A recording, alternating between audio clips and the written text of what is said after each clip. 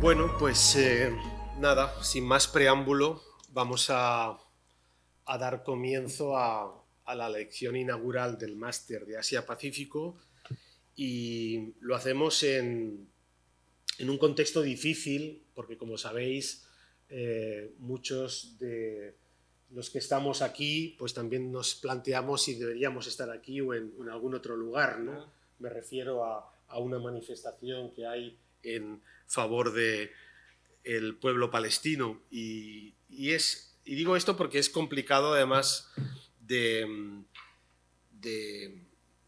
invitar a una persona como Mariano Gonialian en estas circunstancias en las que, bueno, pues hay, pues como decía, muchas contradicciones, no solo académicas, sino también pues de todo tipo, ¿no? En el hecho de estar aquí hablando de cosas cuando a lo mejor tendríamos que estar hablando de otras, ¿no? Pero bueno, en cualquier caso, para mí es un auténtico placer volver a tener a Mariano Gonialian entre nosotros, porque Mariano, además de ser un extraordinario historiador, es un buen amigo, y también porque muchas de las cosas de las que Mariano habla y estudia pues están muy relacionadas con los trabajos que algunos de nosotros hemos realizado o estamos interesados en hacer y en seguir. En particular, pues todo lo que tiene que ver con la temprana globalización y el papel que el Pacífico hispanoamericano pues ha jugado en la articulación del mundo colonial, que es uno de los grandes temas de los que Mariano pues se ha encargado. Digamos que una de las grandes contribuciones de Mariano Gonialian es precisamente la forma en cómo él replantea las formas en cómo entendemos la economía imperial y las redes comerciales entre América, Asia y Europa en lo que sería la época de la temprana modernidad. Mariano Gonialian se formó en Argentina, pero ha deambulado por algunos países como México y Chile, además de estar afiliado a muchas instituciones, organizaciones, en particular al CONICET. Su producción intelectual, pues como decía, se distingue sobre todo por su capacidad de recuperar estos vínculos invisibles, ¿no?, que unieron espacios aparentemente periféricos con los grandes circuitos de la economía mundial. Así, diría que Mariano ha destacado sobre todo por demostrar cómo el Perú y sus puertos, lejos de ocupar un papel secundario, pues tuvieron un rol clave en las redes de intercambio que vinculaban Lima con México, con Manila y con las costas de China. En este mundo pacífico, que diría David Armitage, uno de los aportes más relevantes es precisamente haber resaltado la centralidad de los bienes asiáticos, ¿no?, las sedas, porcelanas, especias, en los patrones de consumo de las sociedades coloniales hispanoamericanas, mostrando que el Pacífico constituyó precisamente esta ruta de circulación tan decisiva como lo fue el Atlántico. Entonces, en relación a todo esto, yo destacaría algunos de los trabajos de Mariano Gonialian, que son bien conocidos entre los historiadores del Pacífico, en particular el Pacífico hispanoamericano, política y comercio asiático en el Imperio Español, 1680-1784, que fue publicada en el Colegio de México, en el Colmex, en el 2012, en donde se expone con claridad la tesis de que los espacios tradicionalmente considerados marginales fueron en realidad piezas fundamentales para el equilibrio económico del Imperio Español. En este libro se articula la propuesta interpretativa de una globalización temprana que cede pues, el clásico eje atlántico y abre la mirada pues, hacia otros circuitos transpacíficos. Luego destacaría el libro de la América Española, entre el Pacífico y el Atlántico, donde propone una relectura también de la historia colonial hispanoamericana desde una perspectiva global, un argumento que tiene que ver con la forma en que la América Española se entiende, no como un territorio periférico y pasivo, dentro de este sistema mundial, sino como un actor decisivo en la articulación de los circuitos mercantiles que unían pues, Asia, Europa y América.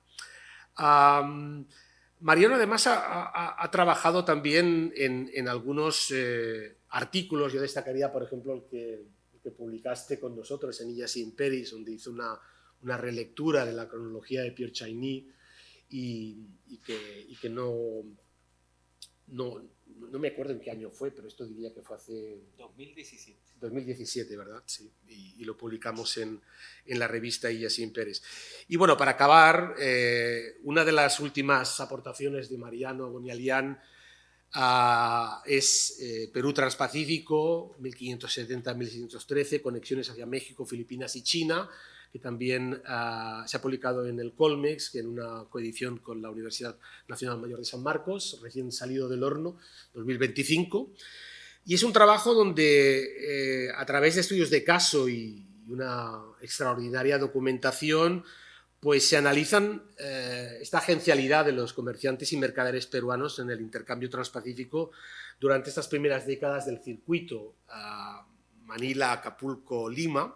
Es un libro extraordinario que ofrece pues, una perspectiva renovada sobre la dinámica económica del virreinato peruano, algo que ya habíamos leído en algunas aportaciones de Boudreaux Bora, muy, digamos, estoy hablando de los años 50, sobre las complejidades de estas redes comerciales intercontinentales, pero de alguna forma, pues, lo que destacaría es la manera en cómo la obra del doctor Mariano Gonialian nos ha ayudado sobre todo a repensar a esta temprana globalización en unos espacios que, como hablábamos una vez así jocosamente, ¿no? en estos espacios pacíficos, el tan cacareado lago español, que como sabéis ni era un lago ni era español, porque era mucho más que todo eso, pero que de alguna forma pues, nos ha servido para entender mejor pues, esos espacios coloniales, las conexiones interoceánicas y sobre todo los actores que las hicieron posibles. Entonces, sin más, agradecer a Mariano que estés con nosotros hoy aquí y nada, te cedo la palabra. Muchas gracias. Sí. Muy bien, buenas tardes a todos. Primeramente, agradecer al doctor Alex Coelho, el coordinador del Máster Universitario de Estudios Globales Asia-Pacífico, y darme la oportunidad de ofrecer esta pequeña conversación, comunicación en la inauguración de este ciclo de maestría. Muchas gracias por haberme invitado. Quisiera, digamos, decirles que la comunicación de hoy aspira a ofrecer algunas ideas fundamentales de mi libro, que acaba de mencionar Alex, sobre el Perú Transpacífico, conexiones hacia México, Filipinas y China, 1570-1613, junto a otras reflexiones de impronta historiográfica, con miras a repensar un poco la problemática transpacífica que sufrió cierto descuido en la historiografía del siglo XX, pero que afortunadamente cobró nuevo impulso en las primeras décadas del siglo presente. ¿A qué problemática me refiero? La integración del mundo transpacífico a escala monárquica y global. Por lo tanto, mi comunicación se divide en dos partes. En primer lugar, presento fenómenos sociales, económicos y políticos poco conocidos, pero realmente novedosos a mi entender, que encuentran el mundo transpacífico en la temprana modernidad, de fin del siglo XVI y principio del XVII, y en la segunda parte de mi exposición quiero compartirles, para revisar críticamente, algunas premisas historiográficas que están bastante ancladas y anquilosadas sobre el área transpacífica y del Pacífico en su largo acontecer, en su tiempo de larga duración, que aún todavía siguen gozando de cierta aceptación. Los invito a revisar críticamente conmigo este tipo de formulaciones.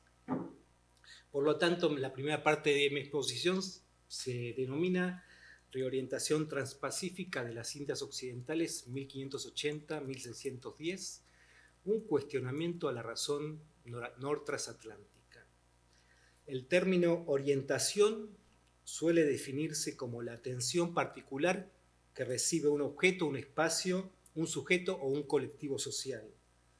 Su sentido alcanza mayor complejidad cuando se le asocia a un desvío, un movimiento inusual, fuera de la norma o excepcional.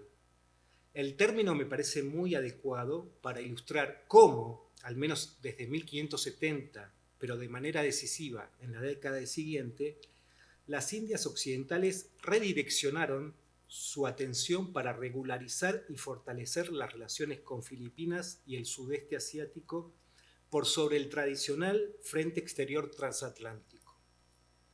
Tal es así que he decidido titular mi comunicación con el término reorientación, entendiendo que antes de aquella fecha el contacto exterior de las Indias Occidentales contó como referencia absoluta el mundo transatlántico, pero a partir de 1580 su economía y las acciones políticas de sus agentes se focalizaron en gran medida hacia el otro gran océano. Su nueva inclinación se manifestó tanto en el deseo de una liberalización del sistema de navegación como en un real y titánico intercambio de bienes entre América y China y el Oriente. Plata hacia China, sedas orientales hacia América, era el flujo troncal, es cierto, por supuesto, pero como veremos no fue el único interés en esta reorientación. El desvío, entre comillas, generó numerosas denuncias de las instituciones y organismos peninsulares al punto de advertir sobre un posible, cito, como dice la documentación, quiebre en la relación de la dependencia.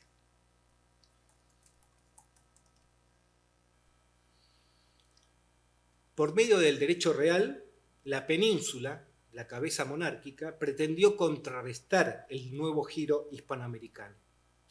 A través de prohibiciones y limitaciones exigió su encuadramiento a los cauces tradicionales, retomar la atención al status quo, sustentada en la conexión Veracruz y Portobelo con la denominada cabeza de la monarquía, con Sevilla. ¿Cuáles eran esas reales cédulas de prohibición y regulación? La exclusividad de Nueva España para una regulada y limitación contratación asiática. La clausura de movilizar bienes de China y de Castilla por el Mar del Sur para los restantes espacios de las Indias Occidentales. Los vecinos de Filipinas, y no los agentes de las Indias Occidentales, como los únicos con el derecho de obtener boletas de repartimiento para las cargas de mercaderías y platas en los galeones transpacíficos.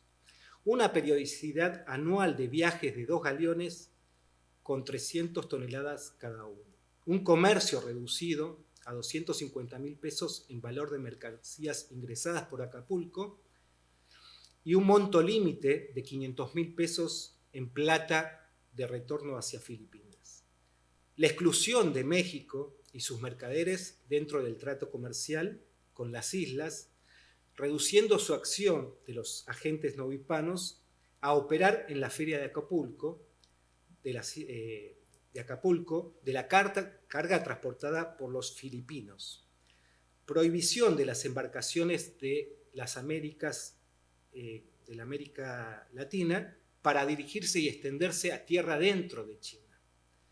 La fuente de abastecimiento de géneros asiáticos en las islas quedaba bajo control de los comerciantes chinos, los angleses, que se movilizaban con sus naves, con sus juncos hacia Filipinas. De tal manera que aquí en la diapositiva podemos ver la frecuencia de la emisión de normas y normativa peninsular que ante todo expresan con su insistencia que la realidad transcurría en otro escenario y opuesto. Desde las Indias Occidentales acusaron recibo de las exigencias normativas de la península, pero replicaron con fundamentos su nuevo giro hacia China, desconociendo, como enseguida veremos, todas estas resoluciones. En las décadas consideradas se desplegó un enorme cúmulo de correspondencia entre la corona, organismos mercantiles, virreyes, arbitristas, gobernadores de las Indias, donde el asunto de la carrera de Filipinas o de China era definida como una de las principales políticas de gobierno a resolver. Una agenda, y esto lo podemos ver en el Archivo General de Indias, que mereció una atención equivalente o mayor a los asuntos transatlánticos en estas décadas.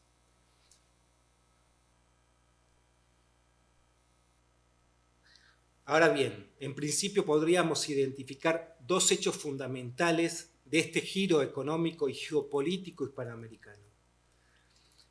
El haber sido un activo y gran bloque continental, Hispanoamérica, insertado y oscilando según sus intereses en un mundo bipolar por los efectos de atracción que causaban por el lado transatlántico los imperios europeos occidentales y por el frente transpacífico la amplia región del sudeste asiático.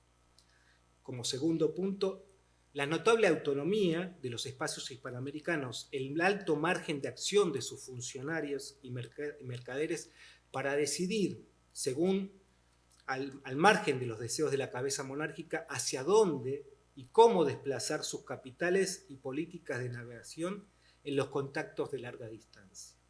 Solo a partir de un análisis que articule los dos frentes oceánicos que rodeaban Hispanoamérica y distanciándonos de una mirada eurocéntrica, se logra comprender las tensiones que se generaron entre los colectivos sociales y los agentes situados en diferentes nodos del imperio, es decir, España, Filipinas, México y Perú.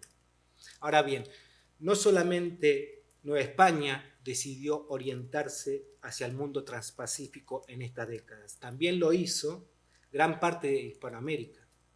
Desde la década de 1570, es verdad que la ruta del galeón condensó gran parte del reperfilamiento, pero casi al mismo tiempo, el reino de Guatemala y sus agentes, sus vecinos, buscaron no rezagarse de la carrera hacia China. Una década más tarde, en 1580, lo hizo el Virreinato del Perú.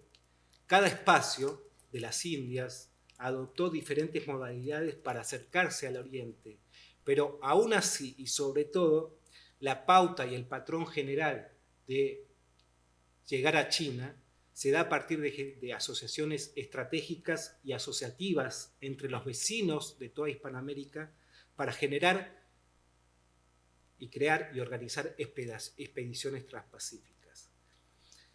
Estamos en presencia de una coyuntura que presentó un nivel de intensidad y regularidad de la unión entre América Latina y el Extremo Oriente que no parece superarse hasta el siglo XVIII. Con el sistemático ingreso de los navíos franceses por el Cabo de Hornos hacia las costas del Pacífico peruano, extendiendo su travesía al Oriente, que fue en las décadas de 1690 hasta 1720, y luego con el inicio de la política y apertura del comercio libre, entre comillas, del reformismo borbónico, reproduciendo un poco la expedición francesa que realizaron unas décadas antes. Es decir, en la temprana modernidad encontramos un nivel de intensidad que supera a todo el largo acontecer colonial en un punto. Ahora bien, déjenme introducirme a un estudio de caso. El sobrenombre El Prudente de Felipe II lo certifica claramente en lo que atañe a la política del área del Pacífico.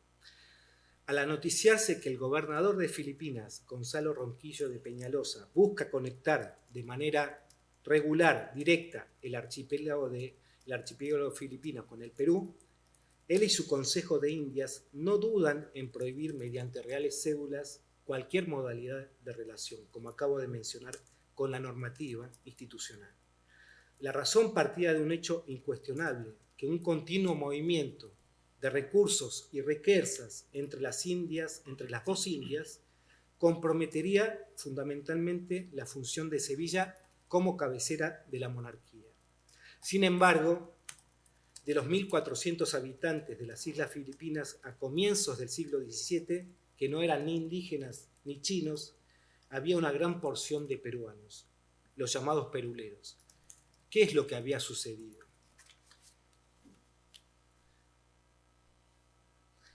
Un ejemplo de vida, como mencioné, resulta un excelente punto de partida.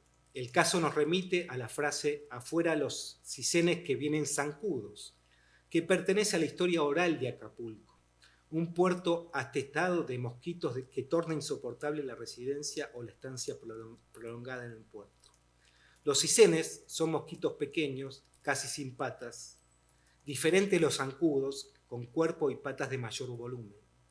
La expresión la rescata el mercader y viajante florentino Francesco Carletti en sus razonamientos de mi viaje alrededor del mundo de 1594 a 1606.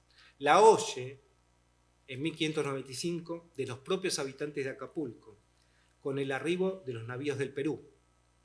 Acapulco es un lugar en que no vivía casi nadie, donde solo existe un puñado de chozas, visitadas por mercaderes mexicanos a la hora de celebrar la feria con la llegada del galeón de Manila y los navíos del Perú. Los zancudos vienen a representar a la tripulación peruana y se les advierte a los vecinos de Acapulco, simbolizados en los cisenes, que se marchen del puerto. Carletti justifica la analogía al ser los peruanos, cito, gente más poderosa y más espléndida, por la cantidad de plata que ellos traen para comprar diversas mercancías que llegan de España a México y también de las que se hacen en la provincia, especialmente paños de lana en abundancia y telas de seda que se fabrican con la seda que llega de China, de donde cada año llegan a este puerto 2 o 3 naves. La notable disposición de plata de los peruanos es lo que define a los peruleros llegados a Acapulco como zancudos. Por eso, aunque la Ciudad de México es, cito, un paraíso de la tierra, en la tierra, colmada de toda comodidad, delicias de toda suerte, gozando de todo lo que viene de España, de la China, más poblada de españoles que Lima, pero no son tan ricos ni se tratan tan soberbiamente. En Lima residen un número menor de castellanos, pero sus principales caballeros exponen mucha limpieza y mayor esplendor que en todas las demás partes de las Indias occidentales. Cito a Carletti. Es más gloriosa que México al disponer de metálico de Potosí, que se ve siempre en toda la ciudad y en todas las tiendas en grandísimas cantidades. Su circulación en Lima es tan intensa que se vive un derroche excepcional en la misma Lima, en La Paz también, en la propia Villa Imperial de Potosí y en las demás urbes del Virreinato. En la capital del reino, cito a Carletti, quien no tiene un capital de 50 o 100.000 escudos, no goza de consideración ni puede estar allí con la grandeza de los demás, porque hay mercaderes ricos en 3 o 400 barras y lingotes de plata que valen alrededor de 500 escudos cada una. Apilándolos, hacen con ellos camas y extendiéndole encima los colchones, duermen allí. Carletti y su padre, que viajó con Carletti, admiran Lima, pero su viaje por el Mar del Sur deciden alojarse en México desde 1595 hasta 1596 para comprar mercaderías y venderlas en su retorno a la ciudad de los Reyes de Lima. Sin embargo, modifican su viaje y su idea al conocer las enormes ganancias que arroja la carrera de Filipinas. No dudan en movilizarse al archipiélago, adquirir los objetos del Oriente para luego ofertarlos en el mercado del Perú. Pero el plan no es sencillo para Carletti. No es sencillo de cumplir. Como vimos, hay prohibiciones y normativas y necesitan conocer las lógicas de funcionamiento de un mundo tibiamente expuesto.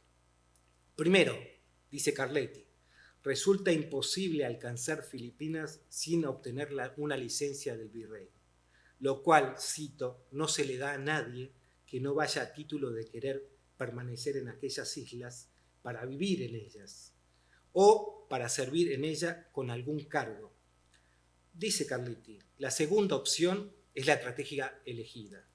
Un capitán de la nave nos otorga 2 oficios fingidos, El padre, mi padre, como condestable de artillería y yo como vigilante de la nave, a condición, eso sí, de entregar salarios para que el propio capitán pueda contratar a verdaderos marineros. Existe otro impedimento, dice Carletti. No puede trasladarse plata en el galeón porque solo se autorizan los 500.000 escudos para los vecinos de Filipinas o para los que se instalen de manera definitiva en las islas.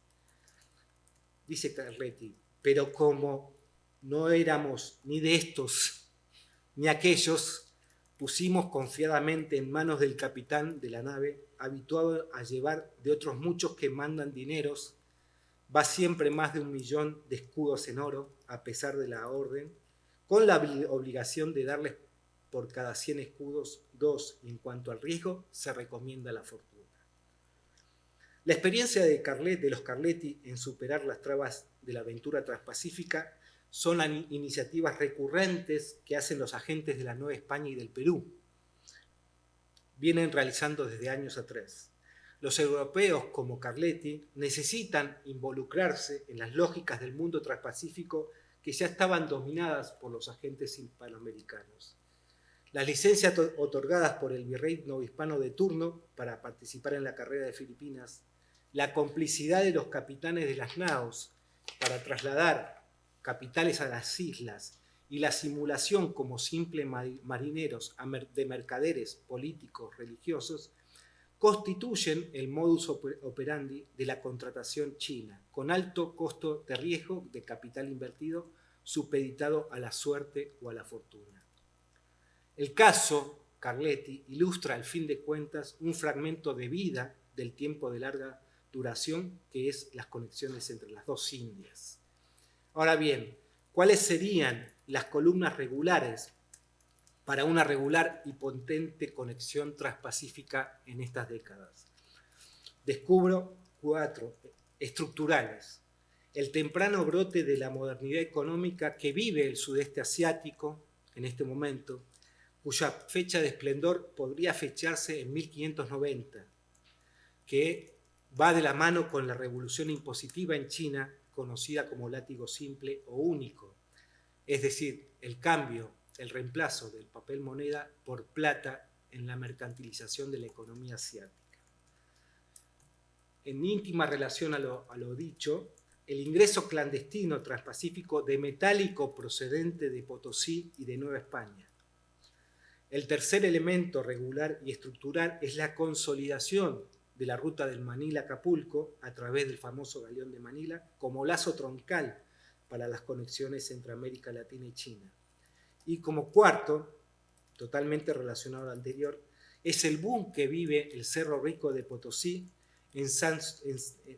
durante la década de 1590-1600, en tanto centro minero principal en la mercantilización no solamente del Perú, sino también de Hispanoamérica, de Europa y de las Indias occidentales. Ahora bien,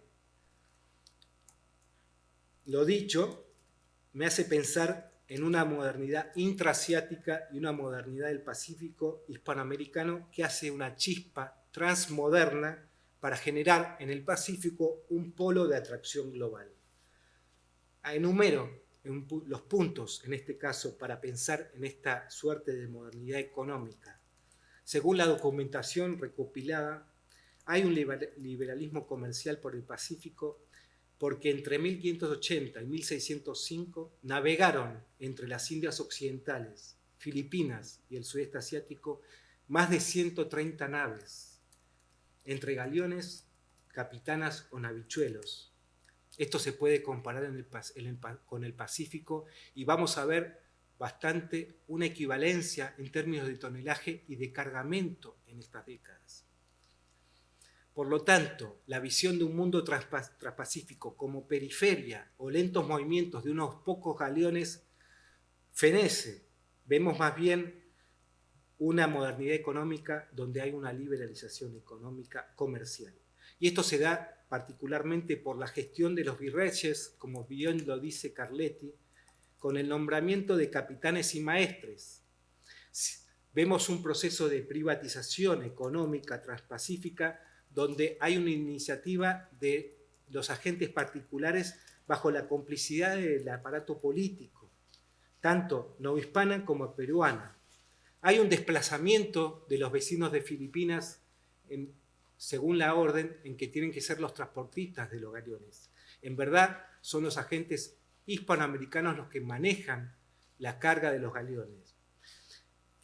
Hay una mínima intervención oficial en el comercio transpacífico. La injerencia de la Hacienda Real es mínima, casi nula en este periodo.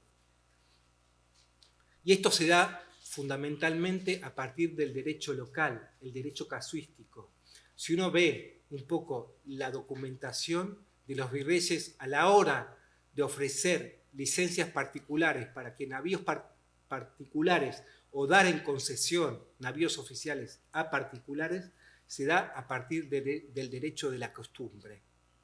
Y esto se ve legitimada virrey a virrey. Por lo tanto, la normativa real monárquica juega un segundo lugar a la hora de pensar la historia institucional transpacífica. Y esto se ve a partir de las modalidades de contratación. Hay, por supuesto, navíos oficiales, galeones de Manila, pero justamente en este momento se están rematando a particulares estos navíos oficiales. Y eso a partir de la aprobación de los virreyes. El contrato en administración, otra modalidad de comercio, se da un navío oficial a un particular para que sea el responsable de toda la organización de las expediciones que salen hacia China y hacia Filipinas. Asientos, y particularmente el trato ilícito, que eso se da fundamentalmente en el Perú, para pensar en las expediciones hacia China. En estas décadas, por lo tanto, vemos una operatoria de mercado, no tanto de una regulación de la pancada, ni tampoco de la Feria de Acapulco, ni tampoco de lo que sería la regulación de la normativa comercial. Las expediciones transpacíficas hispanoamericanas están sujetos a la oferta y la demanda de bienes, particularmente de un escenario de libertad comercial.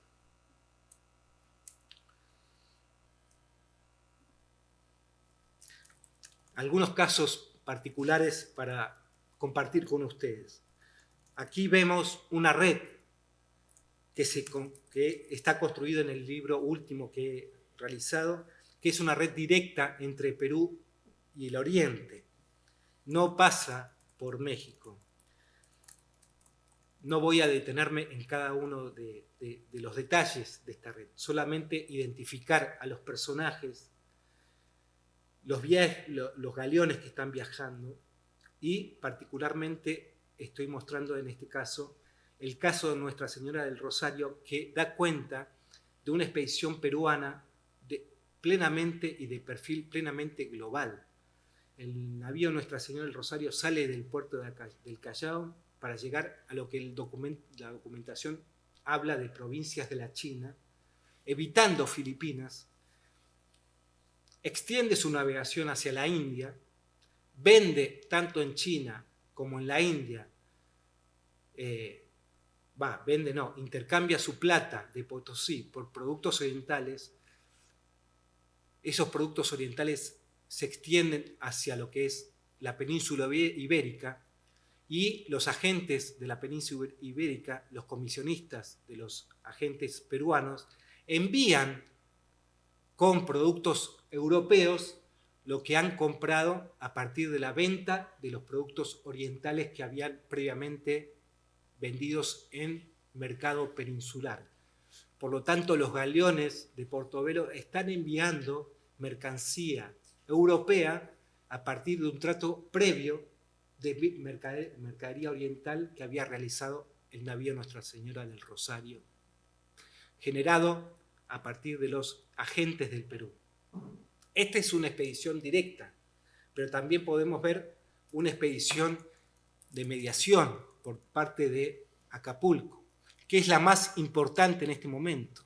Perú se conecta con China y con Filipinas a partir de la mediación de Acapulco y de los agentes novohispanos. Por lo tanto, el eje troncal del Mar del Sur que está conectando Perú con México es un eje geopolítico de enorme trascendencia global en este momento. Ya me voy a detener un poco en esa situación. Solamente me quiero detener en esta red particular que se va construyendo en esta época, deteniéndome en un agente particular, que es Álvaro de Castrillo, que está ahí en tinte negra.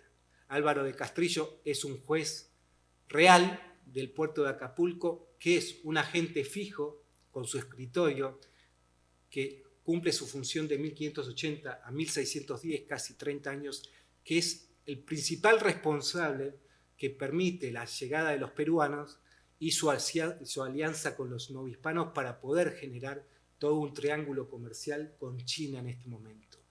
Por lo tanto, este agente, este sujeto fijo que está residiendo en Acapulco, no es un agente movilizante, no es un agente que se mueve y es un trotamundo. Es un agente global, pero fijo. Esto es interesante ver cómo sujetos fijos generan movilizaciones que no son generadas por él mismo, sino que permite que otros agentes se movilicen. Por lo tanto, esa idea de que la globalización transpacífica o la globalización temprana se da a partir de los mediadores culturales o con agentes que se están movilizando es verdad en cierta manera. Solamente se puede movilizar a partir de la autorización de los sujetos fijos. Eso es muy interesante. Y otra situación que me parece interesante mencionar con lo que es la movilización de agentes en esta globalización es que la movilización no solamente se da en la alta sociedad, se da también a partir de la marinería, que es de la población llana, de escalafones sociales de bajos y medios recursos. Y ellos también se están movilizando y transmiten cultura en este momento. Por lo tanto, pensar solamente a mediadores culturales como agentes globales sería como una parcialidad bastante importante de tener cierta precaución.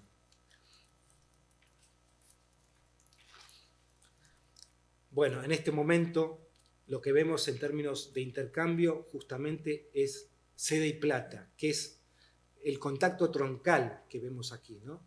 Pero también vemos estudios transpacíficos que intentan movilizar otros bienes, como hierro chino, azogue asiático para las minas de Perú y de México, particularmente para Zacatecas y Potosí. También interesados en comprar cobre y bronce chino para hacer fundiciones de artillería. El salitre del oriente, de Macao y Siam, pólvora china, jarcia, anclas de Goa y navíos que podrían construirse en China también.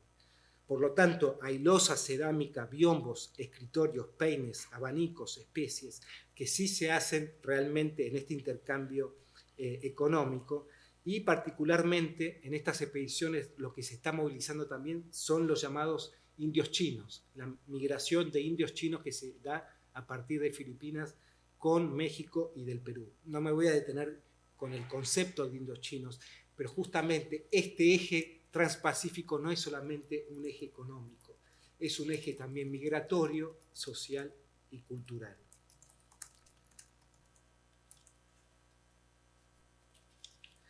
Ahora bien, la inclinación transpacífica de las Indias Occidentales, mencioné que generó fuertes reacciones por parte de personalidades y organismos políticos en Filipinas y en la península en defensa de los lazos transatlánticos, Asia y desde España.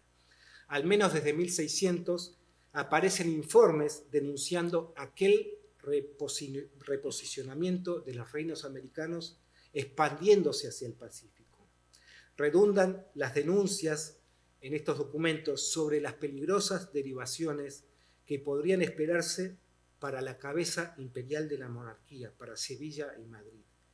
Dentro de los enunciados de esta documentación aparecen varias hipótesis, sintetizadas en frases como el peligro del quiebre de la relación de dependencia de las Indias con Sevilla, con Castilla, su falta de dependencia y subordinación, estoy cito, el distanciamiento de las Indias de España, dado su trato con Filipinas, el daño de la dependencia comercial con Sevilla, donde China se llevará todo el dinero, y vendrán las Indias occidentales a no tener ninguna necesidad de España.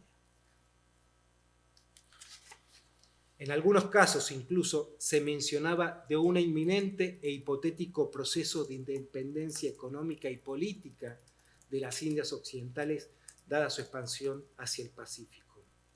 Se debe reconocer cierta cuota de exageración en estos reclamos, más sabiendo que en el transcurso del siglo XVII el proceso de reorientación hacia el oriente por parte de las Indias occidentales fue menguando.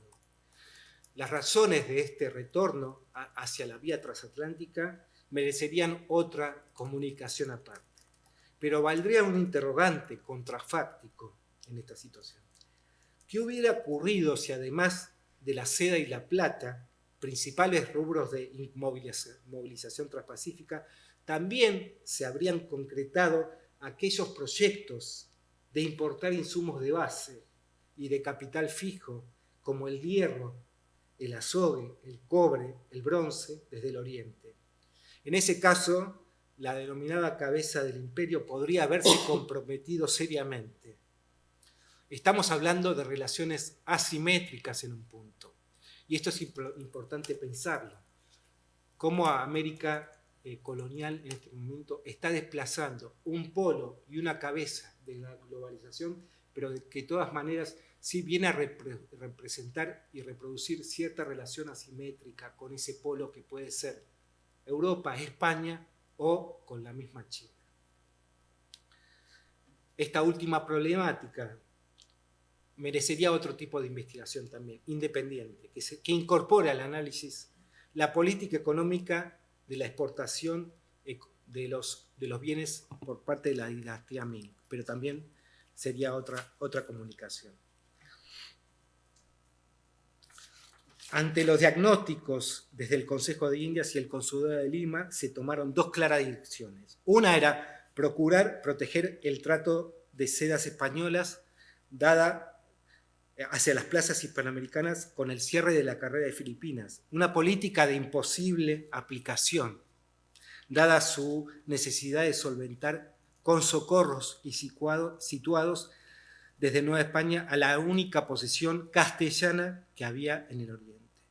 La segunda alternativa, totalmente relacionada a la anterior, es combatir la autonomía novohispana en la monarquía y ocluir el dinámico escenario que se había construido en el orbe transpacífico. Esto merecería un plan de transformación geopolítica, iniciar el trato directo desde España hacia el oriente por el camino del Cabo Africano de Buena Esperanza, obligar al archipiélago filipino a orientarse hacia los circuitos marítimos euroasiáticos. La contratación asiática debería ser directa con España, abasteciéndose de tejidos orientales y luego reexpedir esas sedas orientales por el Atlántico hacia los mercados hispanoamericanos, quitando así la facultad de las corporaciones y los colectivos de la Ciudad de México y de Lima. 10 años después, hacia 1621, el comerciante portugués residente en Madrid, Duarte Gómez Solís, insistía en el plan. La propuesta no se llevó a cabo. Nueva España continuó manteniendo esa mediación entre ambos mundos. Las razones de su inviabilidad de este plan geopolítico peninsular merecerían otro tipo de comunicación, que no lo voy a hacer acá. Quiero pasar a la segunda parte de la exposición para ver si podemos dar un cierre a este escenario transpacífico, pero ahora en el largo acontecer en el tiempo y en el espacio. Y para eso me quiero detener en 3 obras muy importantes para la historiografía transpacífica, algunas clásicas que merecerían reconsiderarse a la hora de pensar la actualidad de la historiografía, pero también para hacer una revisión crítica de ellas. Uno es el la obra clásica y que todos nosotros conocemos de Immanuel Wallerstein, El moderno sistema mundial, de 1980. La otra obra clásica es la de Pierre Chaunu, Las Filipinas y el Pacífico de los Ibéricos, de 1960, en francés. Y la tercera obra, que no es del Pacífico, pero que sí, de alguna manera, es actual, reciente, que me gustaría que hagamos una revisión, a mi modo de ver crítica, es la de Bartolomé Llull Casalilla, reconocido historiador muy importante de lo que es el mundo atlántico, de los imperios occidentales, particularmente inglés, y en su libro Historia Global, Historia Transnacional e Historia de los Imperios de 2019, traducido al inglés, por supuesto, ¿no? Quiero empezar por Wallerstein. No es mi intención detallar el modelo de Wallerstein, el modelo de economía mundo de él. Un modelo que sufre hoy una revisión crítica contundente para comprender la globalización temprana moderna. Solo me interesa advertir que China y la India, allí en su obra, se definen, cito, como arena exterior del centro europeo, de la economía mundo, dado su trato exclusivo de objetos suntuosos, caros, reducidos a los grupos privilegiados de los mercados mundiales. Esta premisa es reiterada y reproducida hasta el día de hoy, luego de casi medio siglo, por innumerables trabajos históricos de diferentes vertientes ideológicas, no solamente marxistas o keynesianas o institucionales. En su teoría, Wallerstein ve el comercio suntuoso y el concepto de arena exterior se encuentran en una jerarquía conceptual ajena a los nodos de su teoría, que hacen al centro, periferia y semiperiferia, encarnados en los espacios de Europa, África y la América colonial. En su texto advertía Wallerstein que un intercambio de objetos preciosos no podía haber sostenido una empresa tan colosal como la expansión del mundo atlántico, y mucho menos explicar la creación de una economía mundo europea. Para Wallerstein, los bienes de lujo son importantes y nada despreciables, pero ocupan un segundo lugar con respecto a los bienes de consumo masivo y baratos y los metales preciosos como es el dinero. Los artículos de primera necesidad justifican a largo plazo los empujes del hombre en mucha mayor medida que los bienes de lujo. Por lo tanto, poca incidencia tuvo China en la conformación del Imperio Español y mucho menos en la globalización temprana. Es necesario revisar críticamente esta idea de homologar contratación china con bienes de lujo, que no solo es un argumento de Wallerstein, sino de prácticamente toda la historiografía hispánica y colonial a la hora de pensar el papel de Oriente. Desde ya que existió una porción de objetos chinos caros, de élite, que iban de biombos, escritorios, peines de marfil, de carey, sedas, pero no fueron el perfil dominante de las cargas de los galeones. Hay seda bruta, en madeja y en cinta, sin o poca elaboración, que eran el principal rubro de los galeones de ingreso a Acapulco. Así lo testifica el memorial sobre el trato de China de Horacio Levanto en 1620. No hay mejor manera de ilustrarlo con lo que he denominado la ruta de la seda china, y aquí lo vemos ilustrado. Es una ruta de la seda china construida a partir de documentación de diferentes archivos hispanoamericanos que dan cuenta que la potencia de esta ruta hispanoamericana se da a partir de la seda barata, no confeccionada, que está fluyendo como un bien local por toda Hispanoamérica. Por lo tanto, el insumo de un bien local está generado a partir de la seda china bruta. Hablo particularmente de los textiles. Esta ruta de la seda se construye desde las costas del sudeste asiático hasta Buenos Aires. Es una ruta informal, ilegal, pero fundamentada y su basamento está dada a partir de la complicidad de los virreyes, gobernadores y el aparato político de las Indias Occidentales que acabo de describir en los minutos anteriores. Hay un capítulo particular sobre la construcción de esta ruta de la seda china por Hispanoamérica en este libro. China en la América colonial, bienes, mercados, comercio y cultura del consumo, que va desde México hasta Buenos Aires, que es un libro editado en 2014 por el Instituto Mora y Biblos, que es una coedición argentina y de México. Acá doy cuenta, con descripción detallada, con documentación primaria, cómo se construye esta ruta de la seda china, que es totalmente opuesta a la definición que hace Wallerstein sobre la contratación china como bienes de lujo, caros y solamente reducidos a el público de élite. Dos testimonios entre los muchos que existen me gustaría mencionar. Una es la de Luis de Velasco. La ropa que viene de las islas, Luis de Velasco, virrey de Nueva España en 1606. La ropa que viene de las islas, los lienzos, son convenientes para la gente de servicio y pobre de ambos reinos, de México y Perú, por ser baratos y de tanto provecho como los que de aquí, de España, se traen, que cuestan 3 doblados.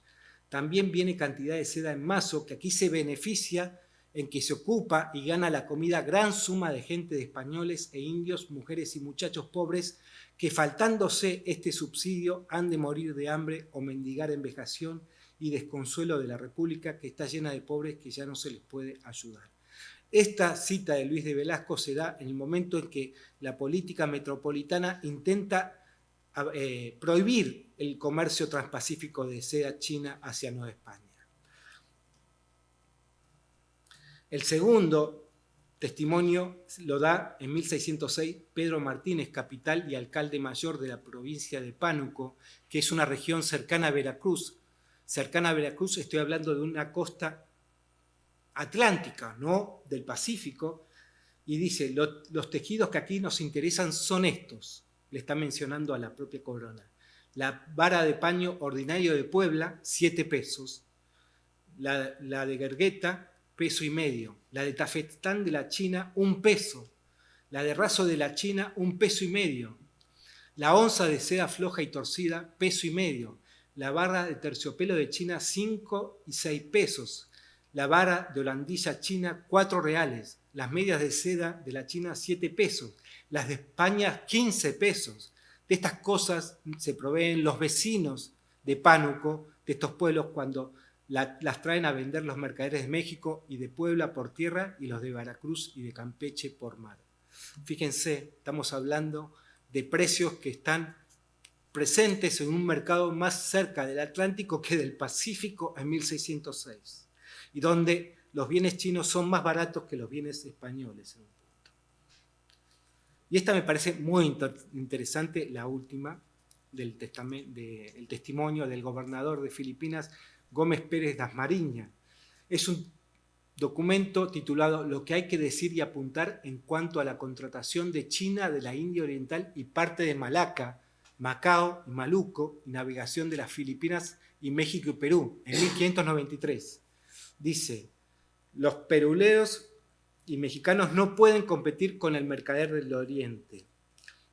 Viajan a Filipinas ellos y se adentran tierra adentro de China y no pueden competir con el mercader del Oriente. No son hombres tan acaudalados como pueden ser los persas, sumado al riesgo de ser una navegación tan extraordinaria en distancia con una reducida ganancia, al ser productos de élite que no son comunes para consumir en Filipinas. Es decir, está denunciando a mercaderes peruanos y novohispanos llevar desde la India, de Coromandel, bienes de élite para que puedan consumir en el mercado filipino los propios mercaderes peruanos y mexicanos. Si los hispanoamericanos continúan interfiriendo en el comercio euroasiático para importar al archipiélago los productos de lujo y refinados de Coromandel y de Bengala, Sevilla sería la más perjudicada, cabeza de la que se tiene en la India occidental, porque generaría la competencia con lo que se estima un puñado de familias notables de las islas como los ruanes y las sedas de Granada y Holandas.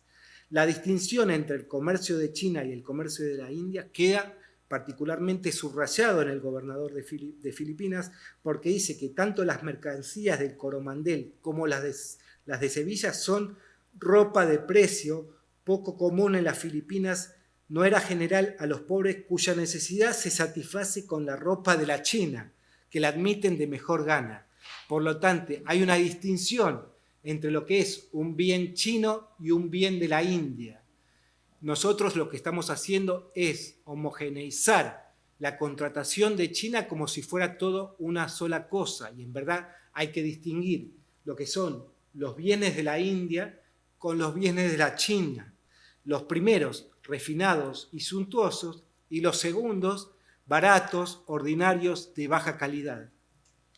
Hemos dado argumentos por demás suficientes para repensar la cultura material china en Hispanoamérica en relación a los bienes baratos de consumo popular y distantes a la hipótesis de Wallerstein. Por lo tanto, esa idea y concepto de arena exterior que nos ofrece, a mi modo de ver, merece una revisión bastante crítica, y pensar a la inscripción de China en la economía mundial y en Hispanoamérica como particular y no marginal, todo lo contrario, fue una relación transpacífica que gravitó con fuerza, no solo en la economía americana, sino también en la economía atlántica, europea, castellana.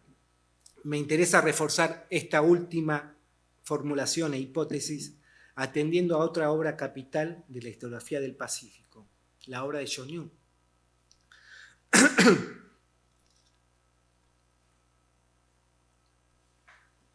Su obra, titulada en español Las Filipinas y el Pacífico de los Ibéricos, siglos XVI, XVII y XVIII.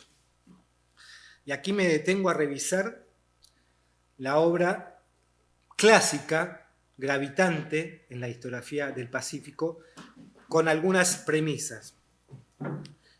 Una dice: el estudio del galeón de Manila, cito a John Yu, llevado a cabo gracias a la contaduría de las administraciones territoriales, conduce a una conclusión decepcionante: la negación del Pacífico en tanto espacio económicamente autónomo, dotado de dinámica propia, susceptible de alterar y de influenciar el destino de la Europa del Atlántico. La segunda hipótesis que dice Pierre Chonu: también es cierto que esa misma hipótesis obliga a reencontrar lo que el Pacífico fue en realidad, simple prolongación en el orden de intercambios del Atlántico Hispanoamericano de Sevilla. En el estado actual de las investigaciones, el Pacífico de los Ibéricos, cito a Chonu, dentro de la economía mundial, no pasa de ser una importante fracción de las divisiones de un Atlántico que se ha devorado todo. Los índices de actividad que constituye la materia de este primer capítulo, dice Chonu, basta para levantar el proceso de negación del Pacífico. Tal es nuestra hipótesis. Por ahora nos vamos a quedar ahí, contentos de haber retribuido al Atlántico de Sevilla el trozo del galeón que le negaba la anacrónica geografía de su tiempo. Por lo tanto, para Pierre Chonu hay un Pacífico atlantizado, un Pacífico dominado por el Atlántico, una correlación simple Pacífico-Atlántico. Ofrezco una tesis o hipótesis opuesta a la de Pierre Chonu. Lo que veo es que hay un Pacífico que gravita al Atlántico, que tiene autonomía, independencia, que está dominada por los propios agentes americanos, y que los ciclos de altas, esplendor y crisis del Pacífico condicionan los ritmos de aumento o de crisis del Atlántico. Y este es un modelo que por ahí quiero detenerme muy esqueléticamente para mostrarles cómo la relación transpacífica entre China y Nueva España se da a partir de bienes de consumo masivo y de élite, por supuesto. Mientras que de España a México se da a partir de bienes de consumo exclusivamente de élite. Esta complementariedad de ejes transoceánicos por el Atlántico y por el Pacífico hacen de México un almacén, un corazón de almacenamiento de bienes internacionales que no solamente es para responder al mercado interno de Nueva España, sino para reexportar los productos internacionales por el Pacífico hacia el Perú por el Mar del Sur. Por eso aquí en esta gráfica da cuenta del proceso de reexpedición de productos europeos y chinos hacia el mercado del Perú. Esta reexpedición por el Mar del Perú de bienes internacionales pone en crisis lo que es el eje transatlántico del galeón de Portobelo, como ilustra la gráfica. Por lo tanto, vemos un Pacífico que condiciona al Atlántico, no un Atlántico que está extendiendo sus ciclos hacia el Pacífico. Y esto da cuenta de por qué ver al mundo transpacífico como un polo global en esta globalización temprana es importante, porque es un espacio no solamente de autonomía y cierta independencia, sino que también gravita sobre otros ejes transoceánicos de las economías mundo.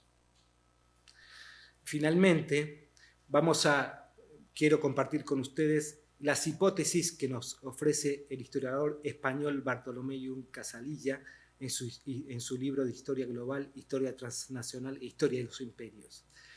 Cito, según Casalilla, ni el mercado americano tenía durante el siglo XVI el potencial que se ha supuesto, ni sus efectos sobre la economía peninsular fueron los que se han pensado a la hora de explicar el fracaso de su aprovechamiento. Sin duda, ese mercado americano fue un estímulo para España a fines del siglo XVI, pero no tanto como se ha llegado a pensar. Cito nuevamente al historiador. Hacia 1590, el total de los envíos anuales a las Indias por parte de España alcanzaba un valor al del comercio de una ciudad como Córdoba, la Córdoba peninsular de España, por supuesto. Se sostiene que a finales del siglo XVI, Hispanoamérica, según Casalilla, no es una panacea para la economía peninsular. Para Yunes Casalilla debería revisarse la tesis de la existencia de un potente mercado hispanoamericano, particularmente del Perú y México, para las mercancías peninsulares. Quisiera detenerme en esta hipótesis que ofrece para decir que esta supuesta debilidad del mercado americano merecería discusión, porque termina siendo un diagnóstico de la evolución del desarrollo económico de las Indias occidentales del siglo XVI, considerando solamente la exclusiva provisión desde el Atlántico, solo desde la vertiente de la razón nord-transatlántica. Pensar en un reducido potencial de la demanda de bienes internacionales, atendiendo exclusivamente la relación con Sevilla, para mí, a mi modo de ver, peca de una visión incompleta y eurocéntrica a la hora de pensar Hispanoamérica. En fin, si incorporamos al mundo transpacífico y nos alejamos de las miradas propiamente eurocéntricas que he citado anteriormente, la interpretación sobre la América hispana de los reinos americanos, incluso con España, incluso de la globalización temprana de estos tiempos, cambia radicalmente. Muchas gracias.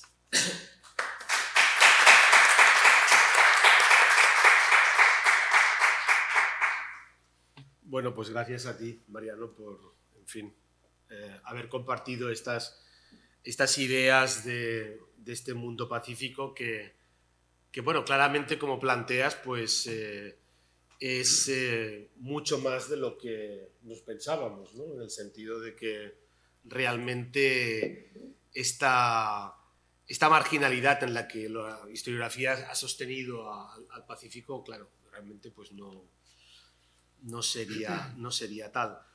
Bueno, yo tengo algunas cosas que me gustaría comentar, no sé si alguien quiere comentar algo. Yo estaba pensando en esto que decías de lo de la seda china, porque cuando te escuchaba estaba pensando en el baratillo de México, de lo que era, donde estaba el Parián y donde todo lo que se vendía fuera de registro se acababa vendiendo allí, las cosas baratas. Y pensaba en los cuadros de castas, ¿no? Y los cuadros de casta son fascinantes porque en los cuadros de casta se ve precisamente eso, ¿no? Que cuando la virreina viste igual que la plebeya, entonces tenemos un problema, ¿no? Y entonces yo creo que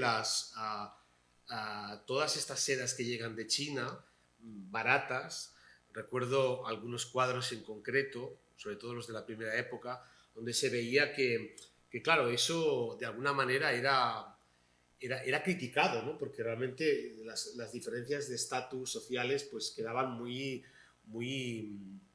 ambivalentes, ¿no? A mí siempre me llamó la atención eso, porque cuando te escuchaba decía, claro, es que ahí tenemos un gran problema, un problema de cómo puede ser que no haya distinciones sociales, precisamente porque lo que llega de China pues permite que ciertos colectivos o grupos sociales puedan tener al menos una apariencia de ¿no? de cierto bienestar y entonces me acordé de lo que Jorge Loizaga, un arquitecto que conozco en México, me decía, ¿no? Claro, es que no podemos entender, digamos, Filipinas si no entendemos la Nueva España, porque aquello estaba todo conectado. Y muchas veces hemos visto que esa historia se ha estudiado de manera independiente. Y claro, no tiene ningún sentido, porque desde el principio sabemos que, como tú has explicado bien, las conexiones eran muchas, ¿no? Y no solo con Filipinas, sino también con otros espacios. De manera que realmente cuando estamos intentando estudiar estos espacios, realmente no tiene ningún sentido entenderlos de forma aislada, ¿no? Sino que hay que integrarlos en un contexto multipolar, ¿no? Y creo que eso realmente es así. Entonces hay una cosa que a mí me planteaba mucho la charla que has dado, que era toda esta cuestión de los centros y las periferias, ¿no? Porque claro, eso al final es un poco lo que siempre hemos hablado. ¿Dónde está el centro y dónde está la periferia? Porque claro, es decir, Manila era un centro, o el centro estaba en México. Las Islas Marianas, por ejemplo, eran ¿qué? Una periferia de la periferia. Es decir, todas estas cosas también se replantean, ¿no? Desde la perspectiva de que, claro, ¿dónde situamos el centro político, económico de este mundo pacífico, ¿no? Sería una cosa que me gustaría que nos intentaras explicar, si es posible. Esa sería una cuestión.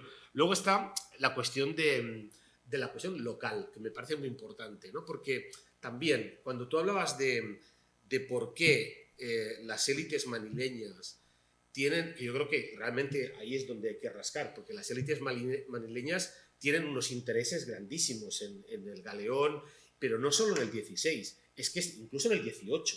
Y aquí yo me acuerdo de aquel proyecto, de aquel procurador jesuita, un tal José Calvo, que quería explotar la canela de Mindanao, no la canela que venía digamos, de Tidore, Ternate, sino la de Mindanao, y tratar de poblar la isla de Mindanao con aquel proyecto de poblamiento, etcétera, que siempre fue un fracaso, para poder explotar esa canela, pero no desde Manila, sino desde Mindanao. Y adivina qué pasó, que los manileños se opusieron radicalmente a que eso fuera. ¿Por qué? Porque los intereses económicos claramente hubieran quedado perjudicados de una élite que siempre mandó mucho. Sí. Siempre, ¿no? Y entonces, a mí cuando te escuchaba me llamó la atención, ¿por qué esos proyectos nunca pudieron? Pero es que ni tan solo, a ver, yo digo que fracasó el proyecto poblacional. Claro, ¿a qué se le llama fracaso? También podríamos decir, porque en Manila habían 3.000 personas. Entonces, claro, a lo mejor 400 hubiera sido aceptable, pero no lo fue. Entonces, nunca hubo una voluntad de, digamos, desarticular aquello, ¿no? Me da la impresión. Y de probar otras fórmulas económicas, que en el caso de la canela, claro, decían, es que la canela de Mindanao no es buena. Esto es verdad. Es decir, había maneras de cómo, porque era amarga, decían. Entonces, había una fórmula para quitarle el amargor de la canela y que fuera más o menos comparable a la buena canela que estaba. Tampoco se consiguió. Y el sistema se podía conseguir, o sea, fracasó. Entonces me da la impresión de que claramente en estos centros y periferias, en estos lugares clave, en estos hubs como Manila, los intereses locales fueron fundamentales, ¿no? Fueron fundamentales porque, claro, no había manera de combatir, y luego está la geopolítica, claro. Pero bueno, ya tienes para... hablar un poco. No, bueno, es un gran debate, ¿no? Por supuesto. Centros, periferias, globalización bipolar, multipolar, polos. eh, una reflexión que me gustaría por ahí poner sobre la mesa es un poco la participación de muchos espacios en esta globalización temprana, ¿no? Pero eso no les da el rótulo o la calificación de polo en un punto, ¿no? Es decir, por supuesto que tenemos un mundo totalmente conectado desde el siglo XVI, con diferentes espacios y economías locales, eh, pero eso no nos lleva a pensar del centralismo en un punto de esa economía local, sino que es una suerte de participación dentro de lo que es la cadena de comercialización global que se está haciendo ahí, ¿no? En ese caso, tengo ciertas discusiones con colegas hispanoamericanos que piensan en la globalización multipolar y pensar a América como un centro de esta globalización temprana. A mi modo de ver, por supuesto que tiene un protagonismo importante la América, particularmente con su proveer de plata a las economías exteriores y también con otros productos locales de otros espacios que no solamente son los centros mineros, pero eso no ofrece o no les da el mérito de pensarla como un polo. Y en ese caso hablo de polo a la hora de pensar los efectos de atracción que pueden generar ciertos espacios o macroespacialidades como pueden ser sudeste asiático o la Europa. Y ahí sí pienso en centros de polos dominantes que van arrastrando y gravitando esas economías participativas en esa globalización temprana. Por eso, y por supuesto que es muy discutible, pensar el perfil de esta globalización, si es multipolar o es bipolar. A mi modo de ver, pienso más bien en pensar en una globalización bipolar, en el sentido que América oscila, la América, este continente hispanoamericano, ese bloque homogéneo, oscila entre su orientación transpacífica hacia un polo, que puede ser Europa, España, pero también las otras economías europeas, o el sudeste asiático. Pero esas relaciones se generan a partir de cierta relación o cierta dominancia de asimetría de América con respecto a esos polos. En un punto. Hay cierta relación, no de sometimiento, pero sí de cierta subsunción, digamos, de ciertas jerarquías en segundo lugar. Pero toda una discusión. Por eso puse en entredicho, en debate, cómo también América, los agentes americanos, son los interesados en llegar a China y al sudeste asiático. No son los chinos que quieren llegar a América. ¿Por qué? Porque China se convierte en una esponja, un espacio absorbente de muchas diásporas, tanto de Europa como americanas, que arrastra a su economía, en ese caso, ¿no? En ese sentido también me parece que el calificativo de polo tiene su mérito. Y ahí nos podemos ligarla a la segunda inquietud, esta cuestión de lo local, cómo lo local está presente en esta perspectiva global. A mi modo de ver, no se puede pensar en agentes globales sin pensarlos como vecinos locales. Siempre la actuación y el comportamiento de estos sujetos que están moviéndose tanto en Filipinas como en el Perú como en México se autodefinen como vecinos antes que ser justamente castellanos o pertenecientes al imperio o procedente de la monarquía de la península ibérica. Por lo tanto, son los intereses locales los que definen los sujetos que se están moviendo en estos circuitos de larga distancia. Y en este caso, como Filipinas se inscribe en estas lógicas de la globalidad transpacífica, es muy interesante ver cómo entran en grandes conflictos sus vecinos instalados en Filipinas con los agentes hispanoamericanos, porque generalmente los intereses de los vecinos de Nueva España, de la Ciudad de México, como del Perú, van en contra de los intereses de los vecinos de Filipinas. Y esto sí se da a entender muchas veces en los documentos que hay mayor empatía de los vecinos y de las autoridades filipinas con los intereses metropolitanos que con los propios agentes hispanoamericanos. Entonces, por eso es importante discernir esta situación de la vecindad local y en base a los lugares que están avecindados, instalados para pensar sus intereses. Es la propia geografía la que va construyendo al sujeto, no tanto su procedencia genealógica en ese caso. Es más, podría decir que este mundo transpacífico se construye a partir también de sujetos portugueses, no solamente hispanoamericanos. En ese caso, pero ¿qué pasa? En los documentos se rotula este eje transpacífico como un eje castellano, en contra del eje euroasiático portugués, que está rotulado en la propia documentación.